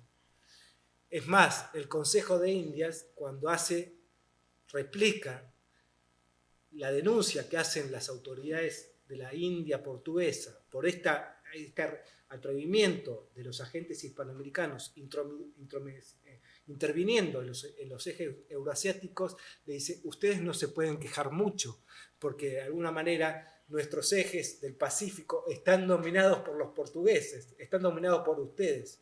Y los castellanos que están interviniendo en sus ejes son pocos. Y es verdad en ese caso. Entonces, ahí reluce o se visibiliza el propio Consejo de Indias, desencarna un poco lo que realmente está pasando ahí. Hay sujetos vecinales que están actuando, no tanto esta rígida identificación entre portugueses y castellanos en esta tensión transpacífica, sí. En este caso. Bueno, eso me lleva a lo que acabas de decir también, de que cuando hablabas de Portugal, claro, esa era una parte que a mí también me estaba llamando la atención. Claro, hasta qué punto en este análisis Portugal queda como fuera de la ecuación, ¿no? Y me parece que es súper importante porque, claro, estamos hablando de un imperio que además tenía ya su propia carrera, ¿no? Desde Goa o las carracas portuguesas, Macao, Nagasaki. Claro, eso ya era de por sí también un negocio que luego, pues, con la unión de las coronas, hasta qué punto eso se mezcla. En realidad no se mezcla mucho, creo yo, porque los imperios nunca mezclaron las colonias demasiado. Pero, es decir, perdón, la unión de coronas hace más fuerte la tensión. Exactamente, punto, ¿no? Me da la impresión a mí, ¿no? Entonces, claro, eso es un tema interesantísimo. Es decir, hasta qué punto podemos analizar todo esto por separado de imperios, ¿no? Como si fueran... Y yo creo que no, que habría que hacer un esfuerzo por integrar esos espacios que ya no estaban hasta cierto punto, porque claro, hay un montón de conexiones, barcos portugueses que llegaban a Manila, eso era una realidad. De hecho, hasta holandeses llegaban, ¿no? con el gobierno de Salcedo, ¿no? en Filipinas, eso no es ningún secreto. Entonces, claro, ¿hasta qué punto nos estamos dejando llevar por una supuesta teoría de espacios separados, de gente que no comercia? Bueno, Manila era era cosmopolita totalmente, ¿no? Claro, creo que ahí hay mucha tela que cortar todavía, ¿no? Y más cuando, por ejemplo, desaparecen las Molucas del control español. Entonces, Portugal también desaparece de esa esfera, pero hasta entonces allí había mucho contacto. Y claro, eso cómo se contabiliza. La intervención de los holandeses a principios del siglo XVII genera por ahí otro panorama geopolítico ahí. Esa tensión y ese discernimiento que hay entre portugueses y castellanos, entre estos ejes, y tratar de respetar ciertos espacios que cada uno de estos imperios tiene, termina de confluirse a partir de la injerencia de un extranjero como son los holandeses. Y que ahí se da cuenta también cómo se busca la alianza entre Perú, México y los enclaves portugueses de las colonias euroasiáticas para tratar de frenar el avance holandés e inglés.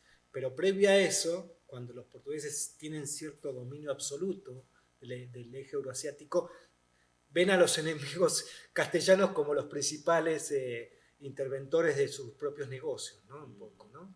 Entonces, habría que hilar más fino en estas situaciones, ¿no? Y cómo están conectados estos mundos en un punto, ¿no? Conectados en términos de conflictividades y también de alianzas, ¿no? Sí, sí. Entonces como que me parece muy interesante esto de unirlos, ¿no? Sí. Bueno, nosotros vamos hablando, pero claro, pues si tenéis alguna pregunta, perdonad, pero no sé si alguien quiere comentar algo. Sí, sí, Ander, por favor. Perdón, habla con esto, que si no, no et sentirem de... Crec que sí, ara sí que pots. Hola, buenas tardes. Querría Buenas agradecer tardes. la presentación. Insistir también, bueno, yo he leído varios de tus trabajos y creo que es... Sí, no se me más oye. alto. Perdón, es que siempre pienso que con el micro voy No. a ensordecer al personal.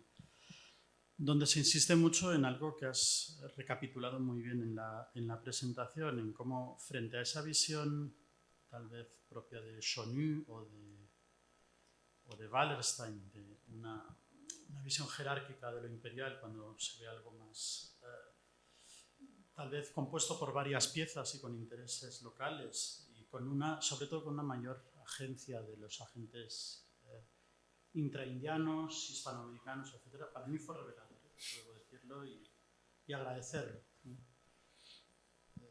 En este sentido, me hace pensar una cosa, pienso en los estudiantes que pueda haber aquí del máster y de mi experiencia personal como antiguo estudiante de la antigua licenciatura de Estudios de Asia Oriental, que siempre estábamos como muy obsesionados en un modelo, ¿no? Y vamos a tratar China, Japón y Corea y el resto no existe, ¿no?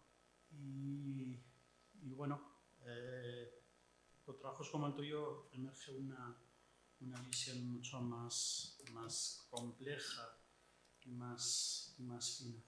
Y yo, justo es que la pregunta que quería formular en realidad, después de este agradecimiento, la habéis adelantado entre Alex y tú, la cuestión de Portugal y sobre todo de entender cómo no solo la Unión de Coronas, sino justo antes, desde 1493, a partir de Tordesillas y luego del Tratado de Zaragoza en 1525 o 26, el mundo aparentemente está dividido y esa división persiste.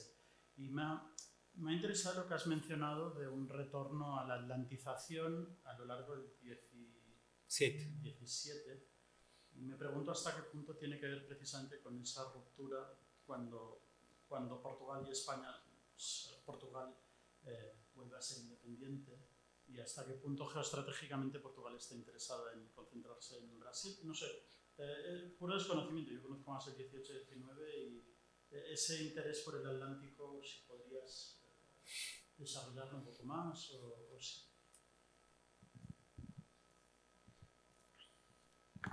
Bueno,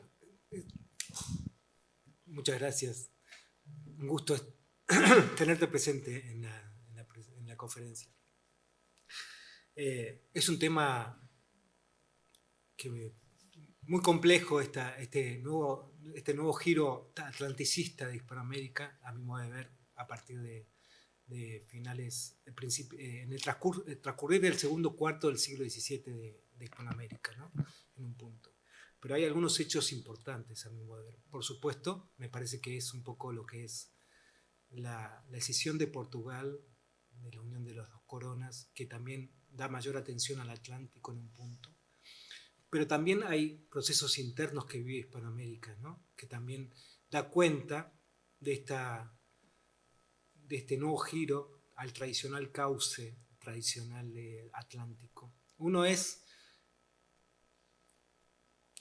el descenso de la producción de plata en el Perú. A partir de 1620, del 20 al 40, Potosí ya declina su producción, si bien se mantienen algunos centros peruanos presentes, ya conforme comienza el 40 y durante toda la segunda parte del siglo XVII, la plata del Perú no solamente que está infravalorada, sino que también hay poca.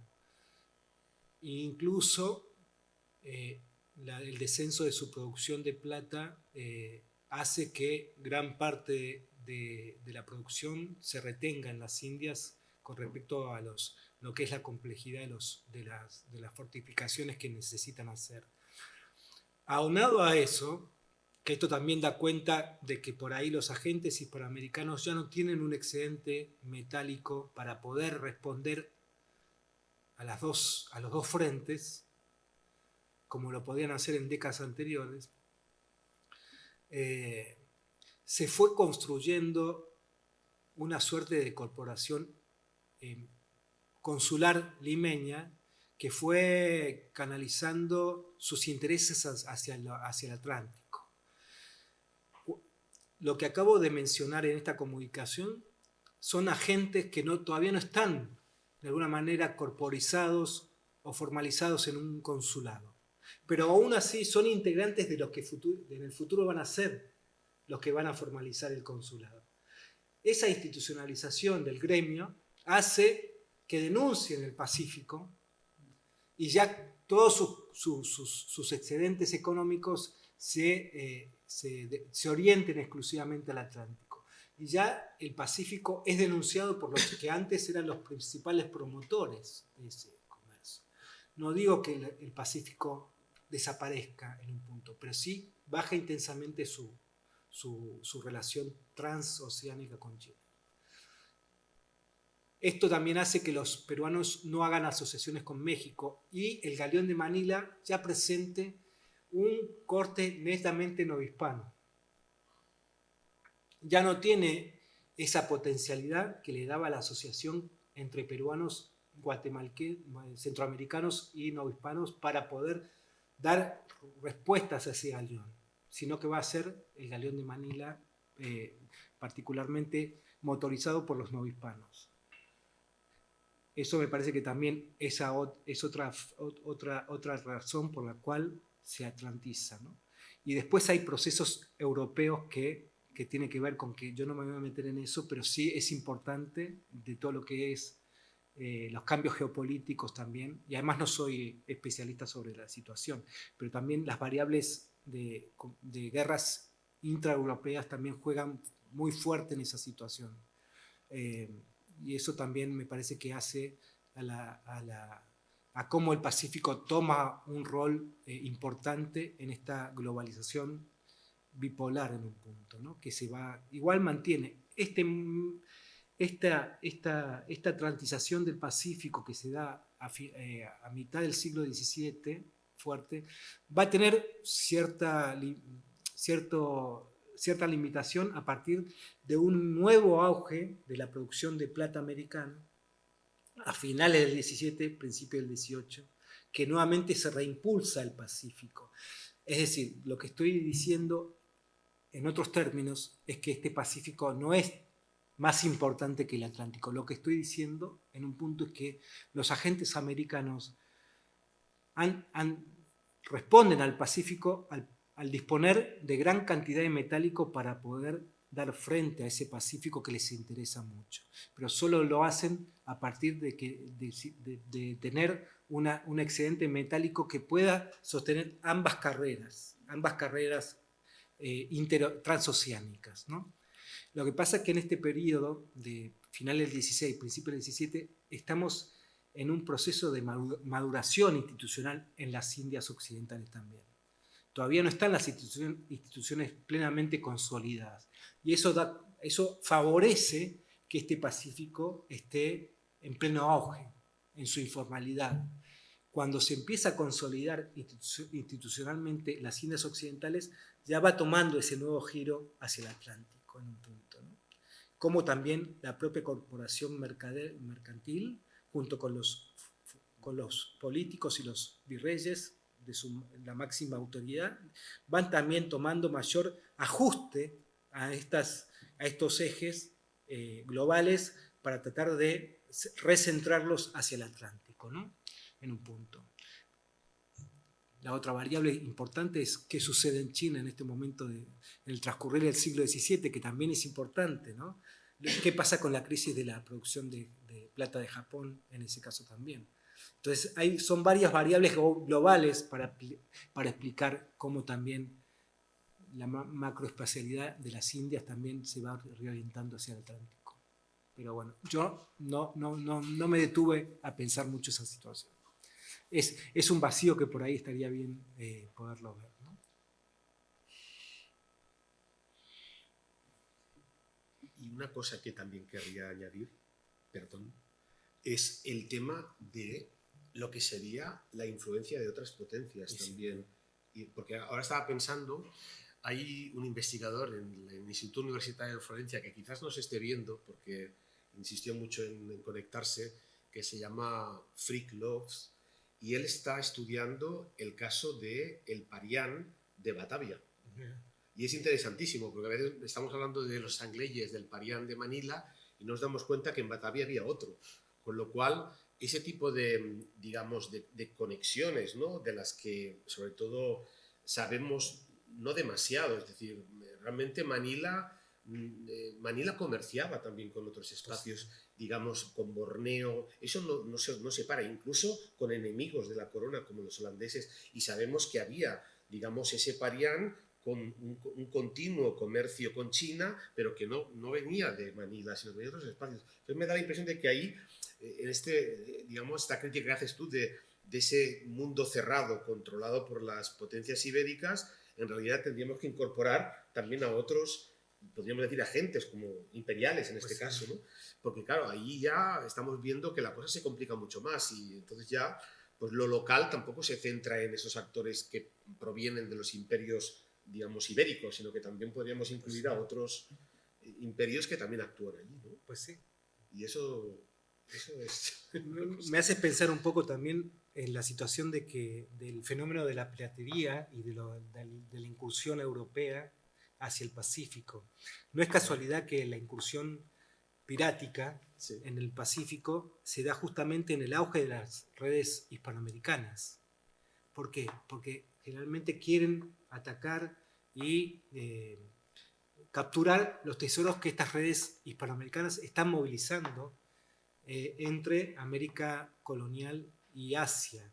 Pero se da en un momento particular. Si uno piensa un poquito, las incursiones piráticas europeas, tanto de holandeses o ingleses, hacia el Pacífico se da a finales del siglo XVI, principios del XVII.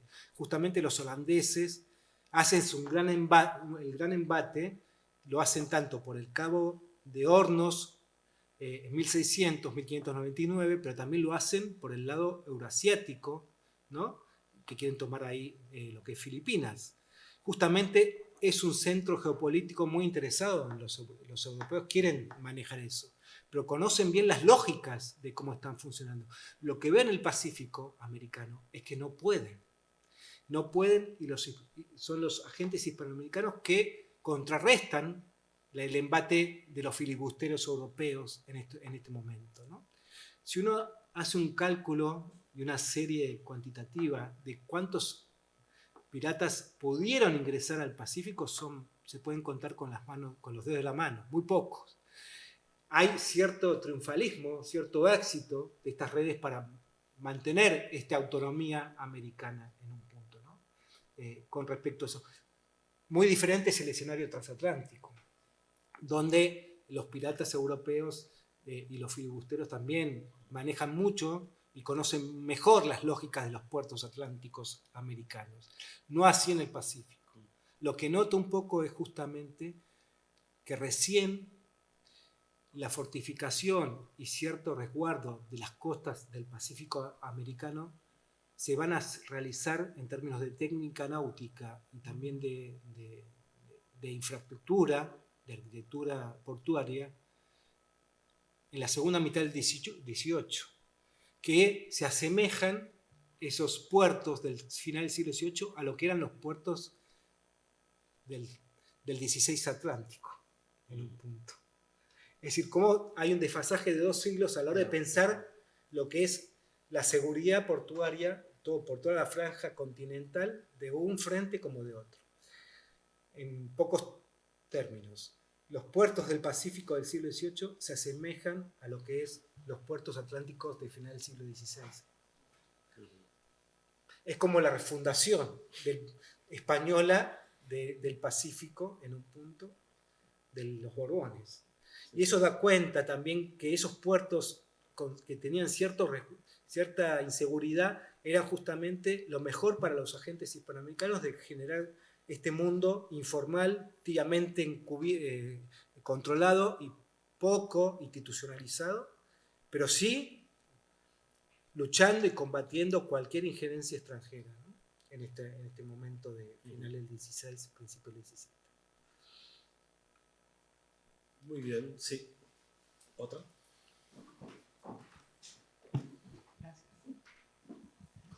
Gracias, Mario, una intervención muy interesante. Yo te tenía dos preguntas un poco confusas, gozando de ser la novata del grupo. La primera sería, ¿cómo comparas tu trabajo con lo que está haciendo Sanjay, ¿sabes? Subramanian, gracias. Yo le llamo Sanjay porque es imposible pronunciar su nombre. Tal vez no lo he comprendido bien, pero siento que una de las tesis que señala muy claramente es que la variable económica frente a las otras es la que acaba primando, ¿no? Y va dando ejemplos en The Green Sea, ¿no? Como ha llamado su libro, donde mientras los comerciantes encuentren mercado, con todas las implicaciones que eso lleva, ¿no? Florecerá eventualmente o se mantendrá un poder político. Pero en la medida en que ese mercado por alguna razón desaparezca, pues también las alianzas, sobre todo con las alianzas con esos poderes políticos, o el poder político mismo acaba a lo largo de los años desapareciendo. Entonces aquí oigo cierta o sea, no acabo de entender muy bien por qué, si en algún momento el intermediario, o sea, Nueva España y América, ¿no? Tiene todos los hilos en la mano, ¿no? Porque van descubriendo que tiene la parte de la financiación, tienen acceso a los mercados asiáticos, se les empieza a generar una demanda importante a nivel América, en el cual tendríamos que ver los números para saber si no les es suficiente, pero empieza a ser también muy importante, en fin. Cada vez la metrópoli acaba volviéndose el intermediario que en su momento empezó siendo Nueva España, ¿no?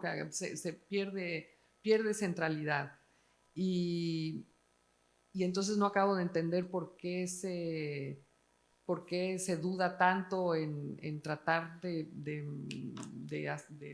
consolidar esa autonomía económica, más allá de todos los mercados informales y todo el chiringuito que montan los virreyes para poder hacerse del mercado sin que Sevilla se entere mucho de lo que está pasando. Y la segunda, que es muy breve, es sabiendo que conoces muy bien el tema, escuché de los judíos conversos portugueses involucrados en justamente la parte de organización y administración de los galeones de Manila, inclusive basados en Acapulco, y quería saber si tenías alguna información, porque me llama la atención que sea un grupo social que tiene ciertas, vamos a decir, servicios que ofrecer como para aceitar una red comercial de esta envergadura. Muchas gracias. ¿Contexto? Bueno, comienzo con la tesis del gran historiador indio.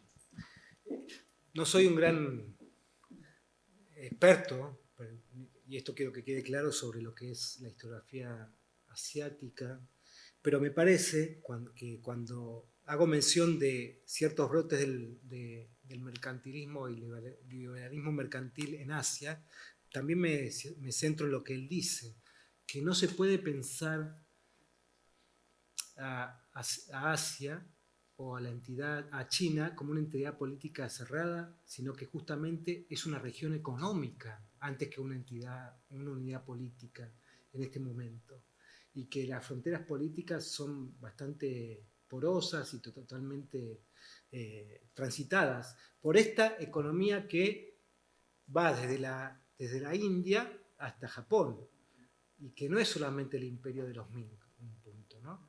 Y que justamente es un nodo económico que explica la atracción de europeos a ese espacio que no es político, sino que justamente el Imperio 2000 forma parte de eso. Y eso es lo que yo veo a la hora de ver la documentación desde el lado hispanoamericano, que no solamente ven a China como unidad del imperio, sino que particularmente hay una relación de esta región económica más transnacional, por decir una manera, ¿no? Transregional. Y ahí sí juegan los portugueses. Entonces, como que los portugueses no solamente están hablando de China, sino de todo lo que es la economía de la India portuguesa, que hay toda una red de islotes también de Asia que también juegan un papel trascendental. En ese sentido, me parece que sí, hay que pensar esta globalización temprana como espacios principalmente económicos que como unidades o formaciones políticas, ¿no? Y que es justamente los efectos de atracción y de expulsión en ese caso. Con respecto a los judíos conversos, por supuesto, estas redes que acabo de mencionar en esta exposición, que di solamente 2 casos, pero en el libro aparecen más, son generadas o son lubricadas por los propios capitanes y maestros portugueses.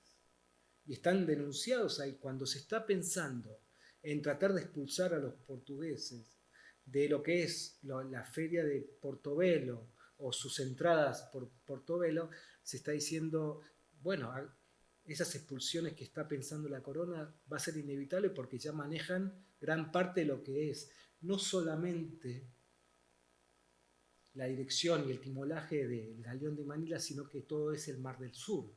Muchos capitanes y maestras de navíos supuestamente de cabotaje que están funcionando por el Pacífico desde Santiago de Chile, el Callao, Guayaquil, son portugueses y que están y que después van a extender su radio de extensión con un galeón de Manila. Son los más expertos en términos a la hora de pensar los nombramientos de capitanes y maestros de estas naves que están circulando en este periodo particular. Por lo tanto, no se puede pensar a portugués solamente por el galeón de Manila, sino que están protagonizando el mundo marítimo, yo diría, con clara escenografía protagónica en un punto, ¿no?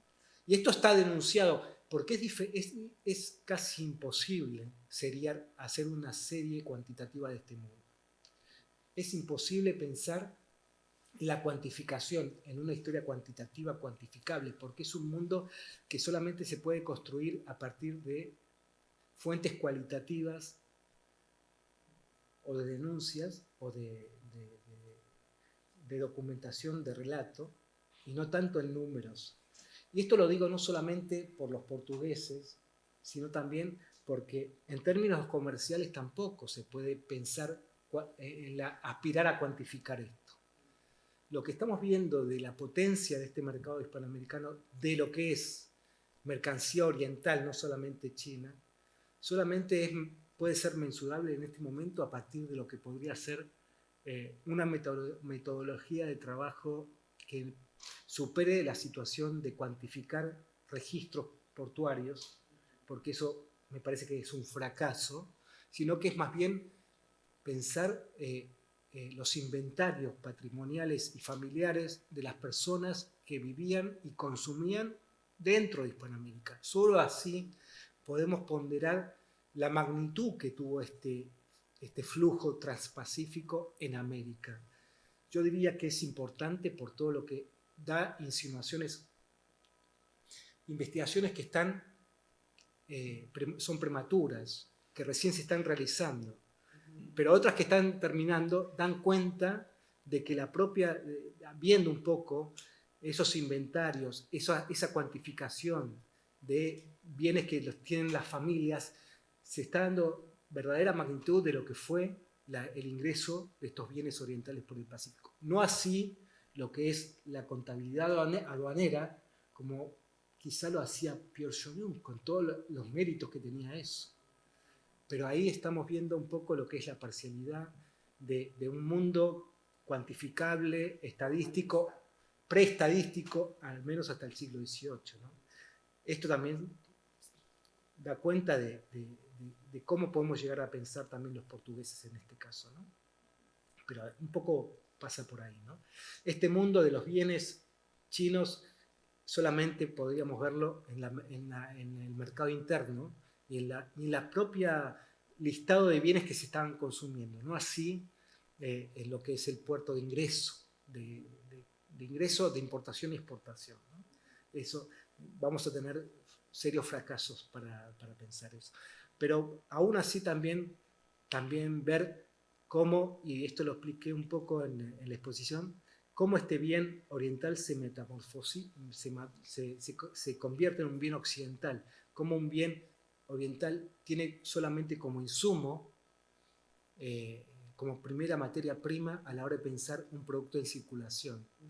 Porque el bien oriental, particularmente de la seda china, comienza a elaborarse en los talleres, en los hogares de familias, en los artesanos de las familias hispanoamericanas, en un tejido local o europeo, añadiendo algunos accesorios europeos. Y ese bien se convierte en un bien permitido,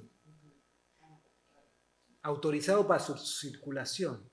Entonces ahí es más compleja la situación, para pensar qué es chino y qué es europeo, o qué es local. Entonces ahí también comienza una suerte de complejidad para poder ver esas situaciones. Las limitaciones no tienen que ser punto de conformismo, ¿no? Sino también atreverse a tirar hipótesis que por ahí, aunque sean atrevidas, ameriten la discusión. De eso se trata un poquito, ¿no? De discutir un poco la situación. Bueno, pues sobre jesuitas no hemos hablado. No. Esto hay que decirlo. No hemos hablado mucho de la iglesia. Hablar. No. Solo quería decir, no hemos hablado de la iglesia, pero estaba pensando en judíos conversos, procuradores. Estaba pensando en procuradores que estaban en Acapulco.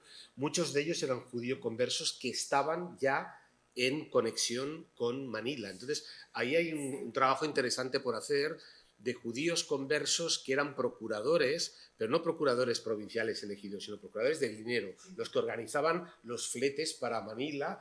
Esos estaban, y esos muchos eran judíos conversos. Y ahora, cuando estabas hablando de esto, me estaba pensando, dije, no hemos hablado de jesuitas, ¿no? Entonces, claro, me sorprendió, digo, voy a decirlo antes de que nos vayamos, porque ahí sí que hay una investigación interesante de poder saber esos agentes, claro, el papel que jugaban, porque alguna información hay sobre ellos, ¿no? Que habían estado en Manila antes como procuradores de colegios, que luego se convirtieron en procuradores digamos, con un gran poder, porque manejaban mucha plata, ¿no? Y eso sería muy interesante saber. ¿Puedo hacer sí, un claro. pequeño comentario? Me parece que el tema de los agentes de los jesuitas es muy importante, ¿no? Porque, y con respecto a mi exposición, es importante ver cómo hay una marcada diferenciación en lo que es los jesuitas por el triángulo de Paraguay, Brasil, Portugal, que van generando una cultura material asiática, y ellos son vanguardistas para ingresar esos bienes orientales y tanto de la India por el lado atlántico, con lo que es el tráfico de esclavos, ¿sí? Que ellos también están ahí participando en esas redes transatlánticas hacia Bahía de Brasil, por ejemplo, muy tempranamente, con lo que es el eje del Pacífico que acabo de mencionar y describir en esta exposición, que es un eje que llega hasta Sudamérica, pero tiene su limitación y frontera con lo que es Córdoba y Jujuy, todo el norte argentino actual, el norte argentino, pero que no llega a lo que serían las tierras, las misiones jesuíticas de lo que es Brasil y el triángulo Argentina y Paraguay de ahí. Ahí hay una cultura material asiática que se nutre del lado atlántico. Entonces ahí también hay, y eso tiene que ver con lo que son los jesuitas. Claro.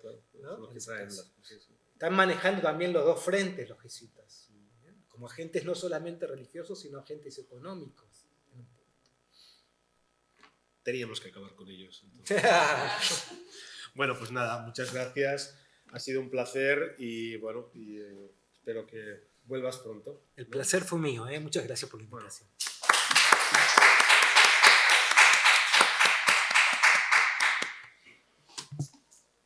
Y muchas gracias a los que estáis allí, que nos hemos visto, pero sabemos que estáis.